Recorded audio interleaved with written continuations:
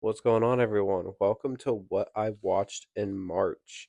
I watched 33 films this month. I watched two short films and one docu-series. So let's bang through these because it was a lot. To start the month, I was on the back end of my Coen Brothers binge, and I started with Inside Llewyn Davis, a fantastic film, something I see myself liking even more when I rewatch it. I love films about music. Oscar Isaac gives an amazing performance as well as Carey Mulligan, and it was something I really enjoyed. Then I rewatched Zodiac, which held up really well. David Fincher just does an amazing job of telling this very messy timeline. And yes, a very long movie, but it does not feel like that, and it held up really well. Not as scary as when I was a kid, but it still is an amazing movie. That's the idea scares me a lot, at least. Then I watched The Hudsucker Proxy, which I was not a big fan of. I probably wouldn't have watched this if I wasn't trying to watch every Coen Brothers movie, and I will never go back to this. It's not that bad, but it doesn't have anything that draws you back and makes you want to rewatch it, at least for me. Then I watched The Tragedy of Macbeth, and Shakespeare is a whole different language that I do not understand, and it was kind of hard to watch. But the cinematography was great, the acting was amazing. Last 15 and 20 minutes were really good action as well. So then I watched Hail Caesar, which was really fun. I feel like this walked so Babylon could kind of jog, and maybe one day we'll see a movie even do better than that. But I love movies about the making of movies, and this one was fun. Then I went to theaters and I watched Drive Away Dolls, which felt like it was meant to be watched on shrooms. I don't know if any of y'all saw it, but there were so many like cut sequences of like visuals that you would see on psychedelics, and I was just like very thrown off by it, but I enjoyed it. Expectations mean a lot when you go into a movie, and my expectations were low, and that really helped. And I enjoyed it. It's not that bad. It's really not. It's like 80 minutes long. So then I watched Blood Simple, and that was the end of my Coen Brothers binge. It was their first movie. It was the last one I watched, and yeah, it had great cinematography, some good acting, but it was a good first movie. Not something I really see myself revisiting just because they have so many great movies, and it kind of fell in the middle for me. But it was all right. Then I watched Zone of Interest, and this is when I started my Oscars binge of all the movies I hadn't seen yet. Zone of Interest was kind of weird for me because I was really fucked up when I watched it. Germans talk so fast, man. Like the subtitles were like off the screen before I was even like close to done with them. And that really fucked up my viewing experience. Maybe I'll try watching this sober one day. The cinematography was absolutely gorgeous, but yeah. Moving on. I watched Maestro, which was alright. Expectations being a lot, and I had low expectations, especially this is on the lower end of Best Picture noms, but it was alright. Bradley Cooper did good. And then I watched May December, and I'd even write a review for this one. I don't have much to say. It was enjoyable, but I mean, there were so many movies I watched this month. Sometimes I just watched one and moved on to the next one, and didn't even really have much to say. Then I rewatched Kung Fu Panda 2, and this one actually held up really well. I couldn't even remember if I'd seen any of the Kung Fu Panda sequels because the only one that stuck out in my mind was the first one. And yeah, but Kung Fu Panda was 2 was actually pretty good. I know some people even like this one more than the first. For me, I can't quite say that. I had just have really good memories of watching the first one growing up, but 2 was actually really good. Then I watched Lisa Frankenstein. Don't think this movie was good, but I did enjoy it quite a lot. Like, even though it has a low rating, I did laugh my ass off watching this at the movie rather than with the movie. But nonetheless, I would rewatch this. Not anytime soon, but eventually. Then I rewatched Kung Fu Panda 3. And this one I was like really like certain. I was like, I don't think I've ever seen this movie. And then I remembered it pretty well. For the storyline, it doesn't seem that intriguing, but it holds up for a decent movie. Then I watched Kung Fu Panda 4 in theaters. Yeah, this movie's alright. It's kind of like the Cars 3 of the Kung Fu Panda franchise. And those, I feel like people are going to kind of understand that reference. They brought a new character to kind of take over, and the movie itself is fine. Like, it's enjoyable, but it's just out of the other options, you're not going to go back to this. I honestly think I watched Cars 2 more than Cars 3 just because Cars 2 to me is hilarious.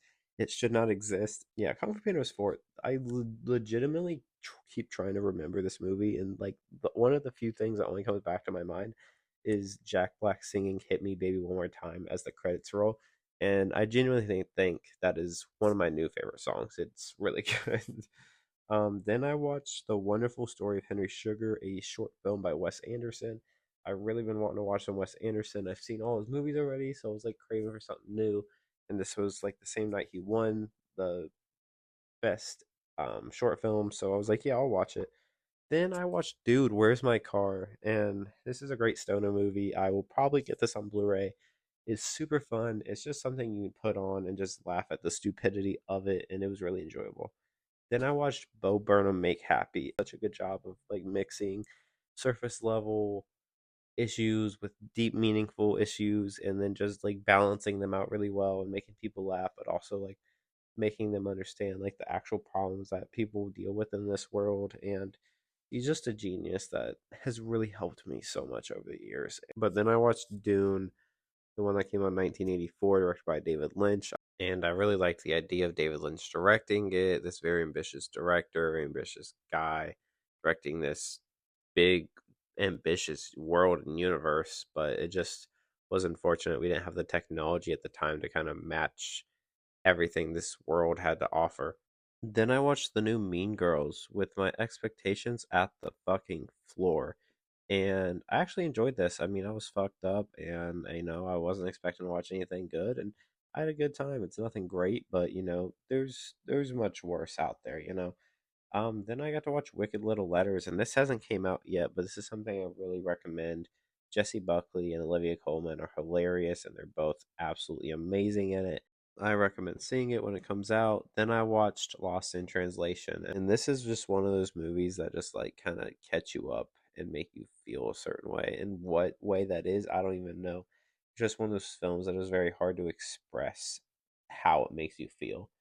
And it's like crazy how like a film about like being lost and not knowing who you are and feeling like depressed and like loss of identity can like help as a therapy for those same issues. And it's just a film that like really connects to you, especially when you're feeling lost. And then I rewatched Ghostbusters, and this held up really well. I really enjoyed it. Did make me a bit sad though, because like no other Ghostbusters movie makes me feel the way this one does, and it's just disappointing. But then I watched the new Roadhouse, and Jake Gyllenhaal was good in it.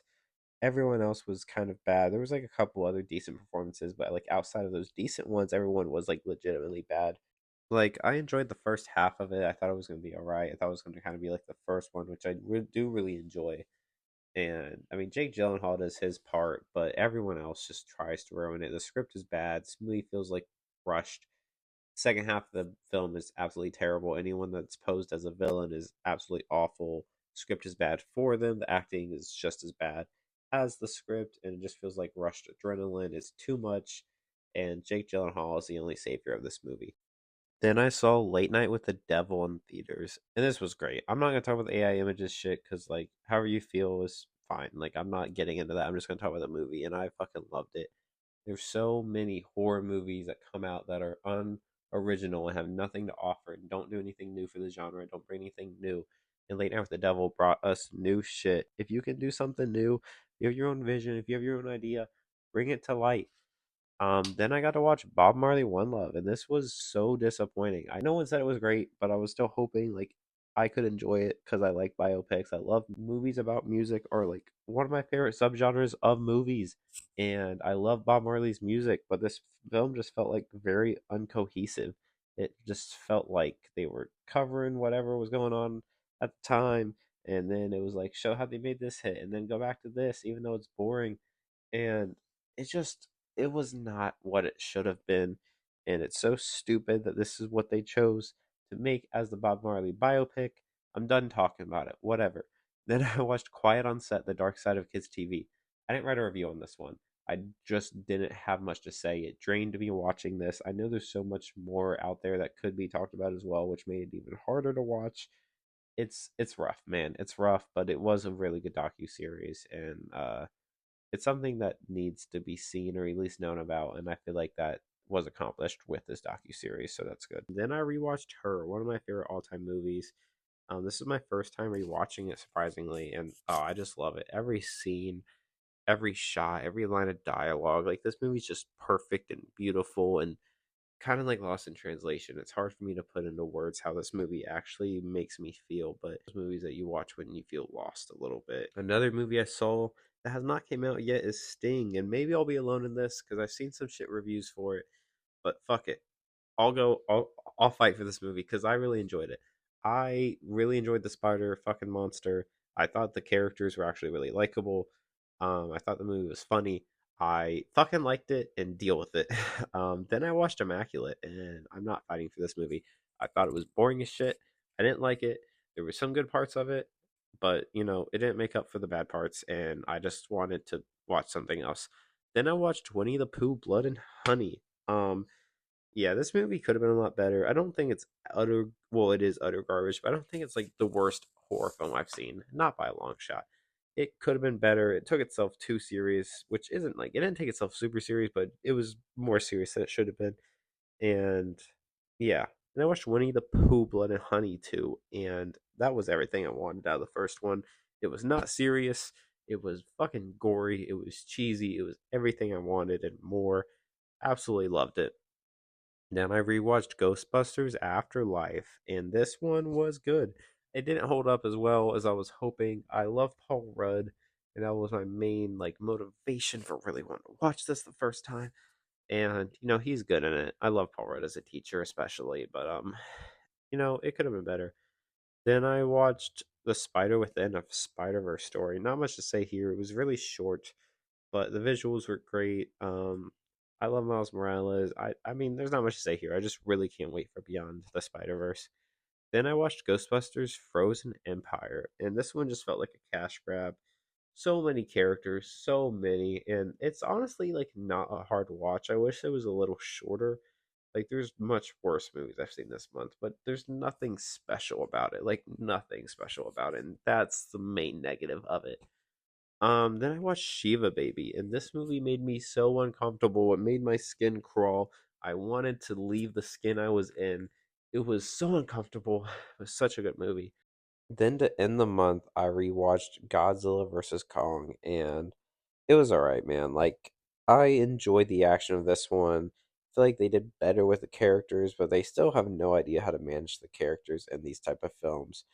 And yeah, it just had good action. I really liked Godzilla fighting Kong, and then them teaming up at the end to fight Mega Godzilla was amazing. But they have no idea how to balance characters and monsters in this universe, and it's very apparent. And I don't want to just say like all I want to see is the monsters fighting, because like you can make a movie like Godzilla minus one and have me like fully interested in the movie and give me both sides of the spectrum of characters and monsters. But I know for a fact they can't do that in this universe because they just don't know how. So just yeah, I guess give me monsters fighting. I guess that's all I want. But if you stuck around to the end of this video, I really appreciate it. Think about liking and subscribing, and I'll see y'all next time. Peace. Oh, baby, baby, how was I supposed to know?